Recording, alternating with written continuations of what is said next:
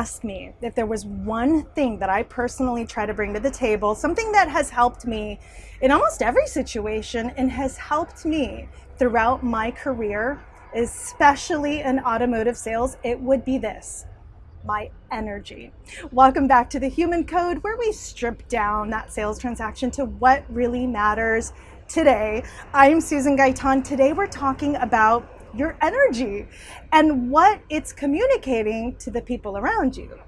Now, in person, I can tell you from experience that the energy that I try to bring to a conversation or into a room as I'm walking in has a tremendous impact every time. While some people simply react to the circumstances around them, I think of my energy like magic pixie dust. It can lighten a mood, create comfort, or even spark a conversation with a total stranger. Now, in retail, your energy can make or break a customer experience. We've all experienced bad experiences, but in sales, in our job, your energy can make or break a deal. In fact, sometimes your customers may not even show up for an appointment because of the energy that you might have given them over the phone. You followed the script, you had the car, you hooked the trade, but they didn't show. So what gives? Well, let's talk about energy. Now, what am I talking about? It sounds like a bunch of baloney, but in fact, research shows that emotions spread between people automatically and unconsciously. It's scientifically proven that your energy can actually be contagious. This is called emotional contagion, and it's why a salesperson's enthusiasm or negativity can directly affect a customer's mood.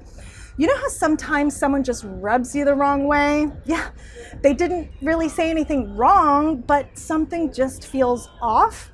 That's energy. When your GM walks into the meeting and you already know what kind of meeting it's gonna be, even before he opens his mouth, that's energy. When I get on a Zoom call and someone isn't looking at me or the camera, treating the call like it's a chore, or even worse, their camera is totally off completely, there's no energy to feed off of. Yeah. Just this week, I walked into a Courtyard Marriott here in San Diego, California. Two girls were standing behind the counter. One of them was obviously a manager. No customers in line. And they did not acknowledge me or even look up at me for 2 whole minutes, because whatever tense conversation they were having was much more important than my check-in while I stood there tapping my foot. Yeah. Oh, I felt that energy, and it was sour, and it set the tone for my stay, just like you set the tone for your customer experiences. Now, sales calls, these are tough because they can't see you. That means bringing excitement and giving people reasons to come see you aside from the product you're selling is important. Some of you guys are walking into work every day with a gray cloud over your head, following you around like Charlie Brown.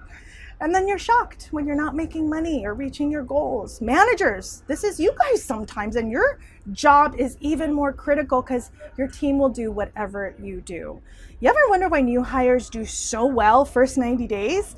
It's because they don't know any better. It's ignorance on fire. It's not until after that they start listening to us and other salespeople and the negativity, and it gets to their heads, right? And then you see their numbers start to drop. So here's your human habit of the week.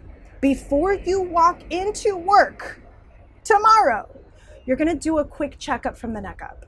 Ask yourself, what is my energy saying to people today? And then before your first sales call, you're gonna shake off whatever you're dealing with, and you're gonna turn it on. Do some push-ups, some jumping jacks, smile, whatever you gotta do to coach yourself to be your very best. Because whether you realize it or not, you're an actor. Yeah, that's your job. Don't wait for the Pump Up Friday session, okay? These are the kind of things that the top 10% of sales professionals everywhere get really, really good at. Not because they don't have challenges of their own, but because they know that at the end of the day, people are choosing to buy from them, not because of the product. And that's the human code. We'll see you next time.